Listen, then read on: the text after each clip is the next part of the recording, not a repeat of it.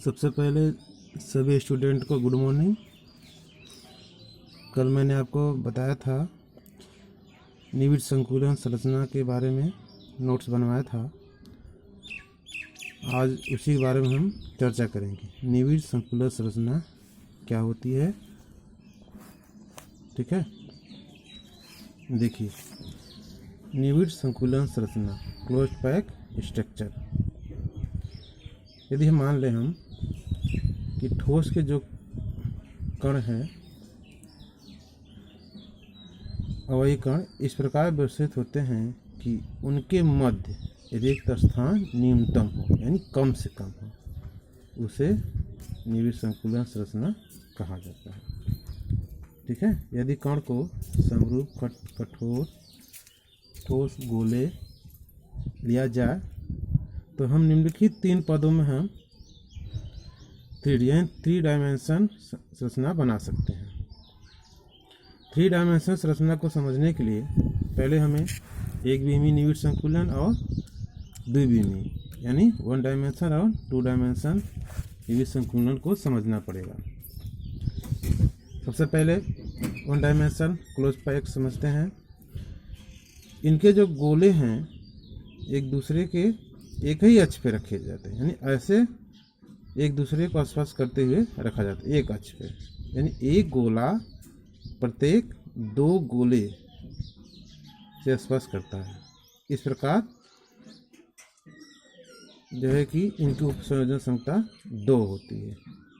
उन उप सहसंयोजन संख्या यानी कोऑर्डिनेशन नंबर उसे कहते हैं, एक गोले से जितने गोले स्पर्श करते हैं उसे उप सहसंयोजन संख्या कहते हैं।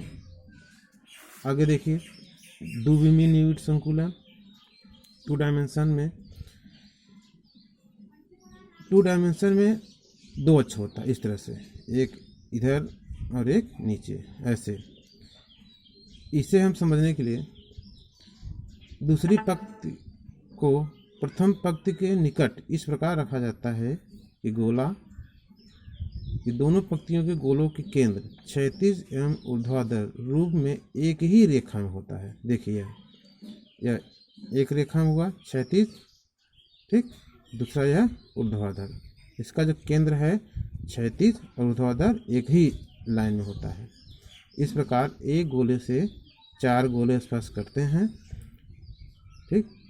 तो इसका जो पैटर्न होता है ए, यह देखिए, इसका जो केंद्र होता है एक दूसरे के लाइन होता है, तो इसकी कोऑर्डिनेशन संख्या 4 होगी, क्योंकि एक गोला 4 अन्य गोलों से स्पर्श करता है।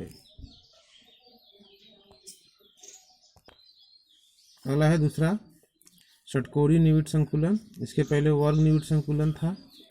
इसमें देखिए, एक गोले का केंद्र क्षैतिज है और दूसरे गोले का जो है इसके गर्त के ठीक नीचे, ऐसे गर्त है, 2 गोलों के बीच में गर्त है और दूसरा लाइन है इस गर्त के बीच में रखा जाता है, फिर तीसरा इस गर्त के बीच में। इस प्रकार पैटर्न हुआ ए बी, क्योंकि ए का जो केंद्र है, इसके बाद इसके सीधे सामने फिर ए का केंद्र हुआ, इसलिए ए लिखा गया।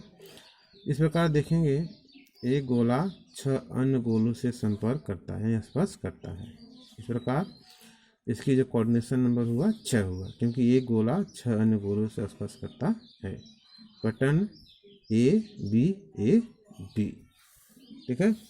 और 3D यानी त्रिविमी निविड़ संकुलन में इसमें 3 डायरेक्शन होता है। इस तरह से एक गोला इस तरह से एक लाइन में ये क्षैतिज हो गया या ये ऊर्ध्वाधर हो गया, और इसके ठीक पीछे इसका दूसरा सतह, तो इस तरह से घन बन जाता है। किसी निविड़ संकुलन में रिक्तियों की संख्या किस प्रकार है। सबसे पहले चतुष्फलकीय रिक्त, यह 4 गोलों से मिलकर बना होता है। ये देखिए, ये 3 गोला इस तरह से है और इसके बीच में ऐसे, तो जो रिक्त यह बन रही है किस प्रकार का हुआ, चतुष्फलकीय रिक्ति। अष्टफलकीय रिक्ति में 6 गोले होते हैं, 1 2 3, इसके बाद 1 2 3 3 3 6। तो इस प्रकार जो बीच में रिक्ति बन रही है यह क्या हो गई